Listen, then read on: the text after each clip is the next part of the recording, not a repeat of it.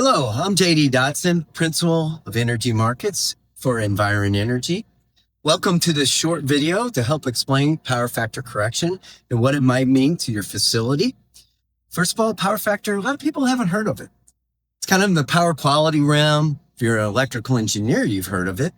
But really, for your purpose of your facility, it's a penalty that is very typically in your bill. But this video is to help you understand what power factor means first, and then get a hold of your local environment rep to help you look at your bill, your usage data, to determine how much the penalty is, and then how we can bring the solution to you. So let's start power factor. I want you to envision your car when you're driving down the street. Now, I want you to think of two terms when you're driving that car.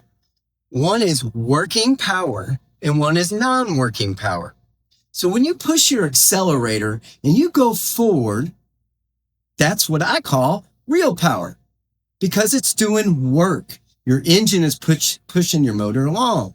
But what about when you pull up to a stoplight and your motor is idling? That's what I call non-working power. Now let's relate that to a facility. And in a facility where power factor is really a culprit is around motor load. Doesn't matter what they're producing, whatever widgets. And you go by and a line is running. And that motor's turning. Equate that to your car pushing forward. It is doing real work. Well, what about when they're changing a mold or there's between batches and that motor just idles? That's equivalent to you at the stoplight in your car. It's non-working power. So let's equate that to electrical terms. Most people are familiar with kW. kW is actually the work. That's when you push the gas pedal. That's when that motor is actually turning and going. Now, when you're idling, there's a term that a lot of people don't understand or have never heard of. It's called kVAR, kilovolt amperes reactive. And a lot of people don't know when they go outside to their transformer, and you guys probably don't do that, but nerds like me do. There's a number on there. And most people think that number represents kW. It actually represents kilovolt amperes. And when you take kW and kVAR and combine them, they equal kVA. So when you think of a utility, they're delivering these two pieces of power to you. One that's working power, kW, and also one that's called non-working, the kVAR power, to your facility every day. If you are using very little kVAR, typically the utility won't penalize you. But if you're using a lot of this wasted power, then they start with a penalty. So how do I get rid of this kVAR or reduce it so I don't get this penalty is the question.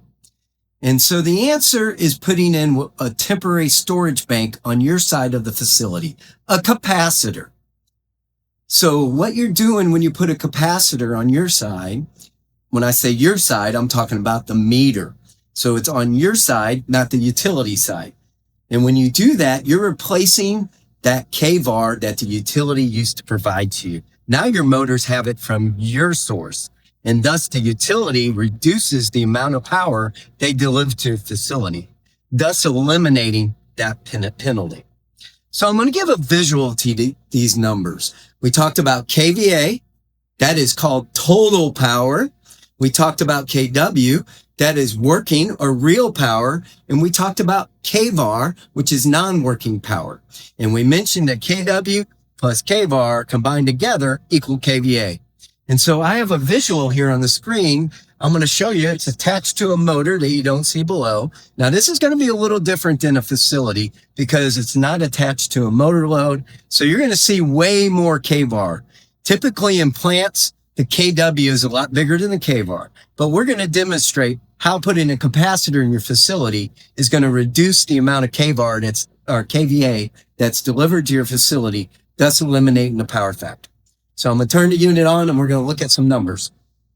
Okay, let me give you a visual now with numbers, and we have a motor hooked up. The numbers are going to be a little different than in a plant because this thing is idling basically. It has no load attached to it. So the kVAR is going to be a little higher. Typically in a plant, the kW is higher than a kVAR. But what we're going to demonstrate is when a capacitor is turned on or in a facility, how it reduces the amount of kVA and kVAR to come into a facility. So looking at the screen right now, I'm staring at a number of 3.33 for kVA. I'm staring at 322 for kVAR and a number of 0.84 for kW. I'm going to turn on the capacitor cans now. So the kVAR that the utility was providing, I'm now providing to my motor. And what you're going to see is the kVA went all the way down to a little above 1. And you're going to see the kVAR drop substantially down to 0.54. And the one thing you should notice, kW does not change.